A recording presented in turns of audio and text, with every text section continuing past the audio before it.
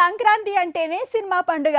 Last year super stylish star 100 కోట్ల వసూళ్లతో బన్నీ, మహేష్ దుమ్ము దులిపారు.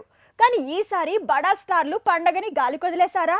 చిరు నుంచి చెర్రీ వరకు, మహేష్ నుంచి ప్రభాస్ వరకు అంతా పండగని పోస్ట్ పోన్ చేసినట్టేనా? ఛాన్స్ ఉన్నా కూడా వకీల్ సాబ్ వెనకడుగు వేయాల్సి వచ్చిందట. ఎందుకు? కొత్త ఏడాది, అందులోనూ సంక్రాంతి పండుగ. కానీ పాత వైభవం కష్టమే. లాస్ట్ ఇయర్ సంక్రాంతి అంటే నిజంగా బాక్స్ ఆఫీస్లో వసూళ్ల సందడి కనిపించింది. కానీ ఈసారి మహేష్ బాబు, బన్నీ ఇద్దరి దరువు లేదు. స్టార్ హీరోల జోరు కనిపించేలా లేదు. నిజంగా 2020 కరోనా భయాలు, మహమ్మారితో పోరాటాలు ఇవే సరిపోయాయి.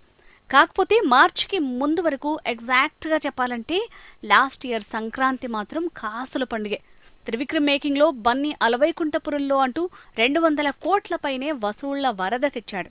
అంతకు మించి వసూళ్లు రాబట్టి సూపర్ స్టార్ మహేష్ బాబు సరిలేరు నీకెవ్వరనిపించాడు. సంక్రాంతికి ఎన్ని సినిమాలొచ్చినా, ఎంత పెద్ద స్టార్లు పోటీ పడ్డా నష్టం ఉండదంటారు. అందుకే పండుగలన్నింట్లో సంక్రాంతి సినిమా పండుగైందంటారు.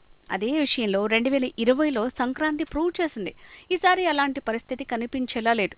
టాలీవుడ్లో అయితే బడా హీరోల సినిమాలేవి ఈ పొంగల్కి హల్చల్ చేసే ఛాన్స్ లేదు. బన్నీ, పుష్ప నిజానికి కరోనా బ్రేక్ లేకపోయింటే ఈ సంక్రాంతికి సందడి చేసేది. Super star Mahesh Babu cinema సర్కారు వారి పాట కూడా కరోనా షాక్ తగలకపోయుంటే పొంగల్ పోరులో జోరుగా దూసుకొచ్చేది. కానీ ఈ పండగకి టాప్ హీరోల దరువు కష్టమే. పొరుగింటి మాస్టర్ తప్ప ఈ పండగకి లోకల్ హల్చల్ లేకుండా పోతోంది. మాస్టర్ మూవీతో విజయ్ కోలీవుడ్తో పాటు టాలీవుడ్ మీద కూడా దండెత్తబోతున్నాడు. 100% ఆక్యుపెన్సీతో తమిళనాడులో, ఇక మిగతా చోట్ల మాత్రం 50% ఆక్యుపెన్సీతో సరిపెట్టుకుంటున్నాడట. ఇక ఈ సంక్రాంతికి కోలీవుడ్లో స్టార్ హీరో విజయ్ సందడి ఉన్న టాలీవుడ్లో మాత్రం చిరు నుంచి చెర్రీ వరకు, మహేష్ బాబు నుంచి ప్రభాస్ వరకు పెద్ద హీరోల హల్చల్ లేకుండా పోతోంది.